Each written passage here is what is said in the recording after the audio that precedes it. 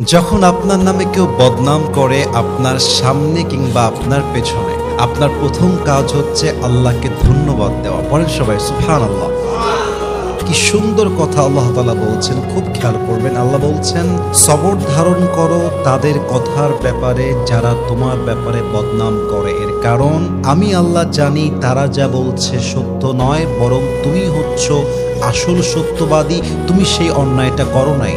এবং মাথায় রাখবা, যখন তোমার নামে কেউ বদনাম করে তোমার লাভ হচ্ছে দুইটা। এক, তোমার সমস্ত গুনাহ তাদের আমলনামায় চলে যাবে এবং তাদের সমস্ত সওয়াব তোমার আমলনামায় চলে আসবে। সুবহানাল্লাহ। তো যারা বদনাম করবে তাদের জন্য আপনি আফসোস করবেন যে ইস রে, আমার ভাইটা বুঝে না, আল্লাহ আমার ভাইকে তুমি হেদায়াত দান করো। কিন্তু মানুষের বদনামের জন্য, অন্যের চরিত্র ভিডিওটা নষ্ট ভালো হওয়ার লাগলে জন্য, আর আল্লাহকে নিজের ভালোবাসলে চরিত্র নষ্ট চ্যানেলটা করা, সাবস্ক্রাইব এটা করবেন। বোকামি।